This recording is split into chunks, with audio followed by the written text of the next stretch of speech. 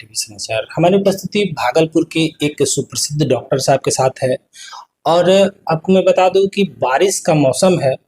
लगातार कई बीमारियां जो है वो लोगों के शरीर में प्रवेश कर रही है। चूंकि बारिश का मौसम है, बहुत जगह जल जमाव है, कीचड़ है, तो बहुत सारी बीमारियां जो है वो घर कहीं ना कहीं बना रही है। हमारे साथ डॉक्टर साहब हैं, इनसे इनका परिचय हम जानेंगे और बाकी जितनी भी बीमारियां हैं उनके बारे में, उनका निदान और निवारण को लेकर चर्चा होगी। तो डॉक्टर साहब बहुत बहुत स्वागत है हमारे चैनल। धन्यवाद। मैं doctor Neeraj Kumar Raj, medical officer Pirpainti referral अस्पताल से।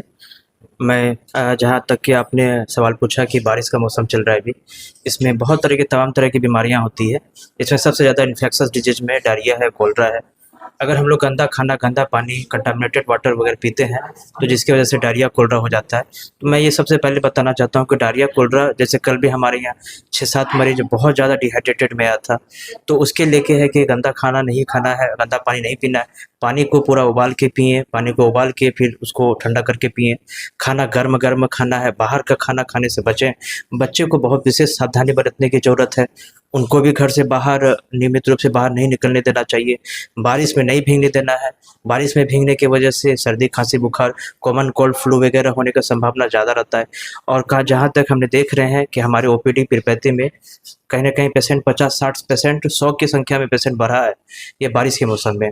कारण ये है कि इनमें वायरल फ्लू, कॉमन कोल्ड वगैरह सारा आ रहा है और डायरिया कोलरा जो एक्यूट गैस्ट्रोएंटेराइटिस वाला भी पेशेंट बढ़ गया है। तो मैं बताना चाहता हूँ कि इससे निजात पाने के लिए तो घर में ही रहें और बच्चे लोग को सर्द में भीगने के लिए ना दें, बारिश में भीगने के लिए ना दें और गर्म खाना। सर, बच्चे बारिश का मौसम में बच्चों के लिए तो बताया, पर जो वृद्ध व्यक्ति जो काफी अस्वस्थ हो गए हैं, तो उन लोगों के लिए क्या रहन सहन के लिए? उन लोग को भी बारिश में तो सबसे पहले नहीं भीगना है और खाना पीना वो भी खाएंगे तो गर्म ही खाएंगे। पानी भी गर्म करके पीना है। अपना जो भी उनको बीमारी है, डायबिटीज, ब्लड प्रेशर, जो भी पहले से बीमारी है, वो सब बीमारी के लिए दवा जो नियमित रूप से चल रहा है उनका, वो भी चलते रहने देना है, बंद नहीं करना है। विशेष सावधानी में बच्चे वृद्ध दोनों तो एक ही समान होते हैं, दोनों को सेम प्रिकॉशन लेना है।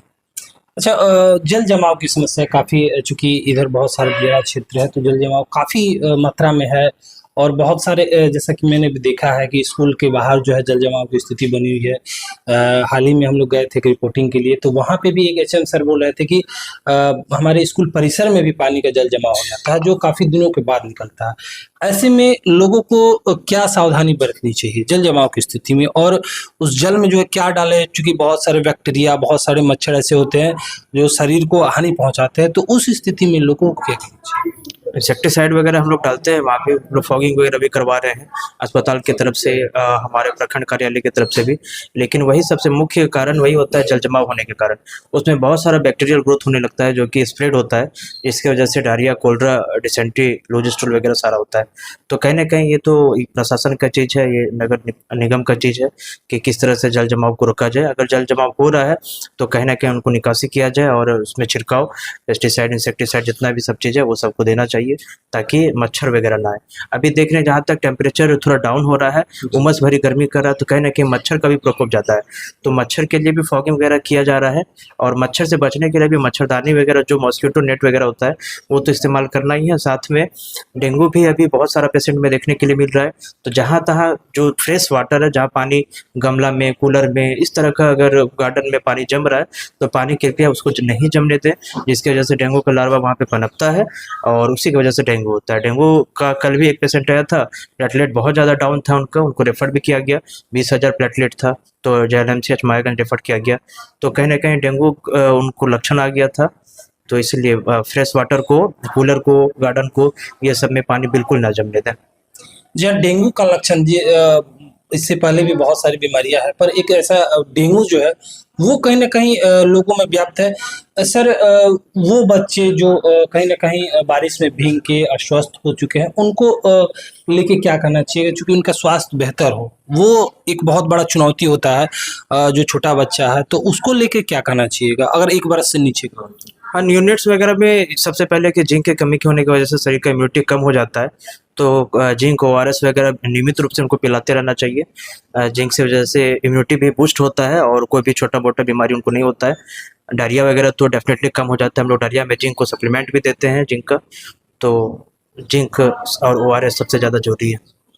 जी हाँ, बारिश का मौसम है और सतर्क रहें। सर अंततोगत्वा चाहेंगे कि एक लाइन में अगर बोला जाए कि लोग अपनी बारिश में किस प्रकार से अपने शरीर को स्वस्थ रखें, एक लाइन में अगर बोला जाए कम शब्द में, तो क्या कहना चाहिए? लोग क्या संदेश देना चाहिए?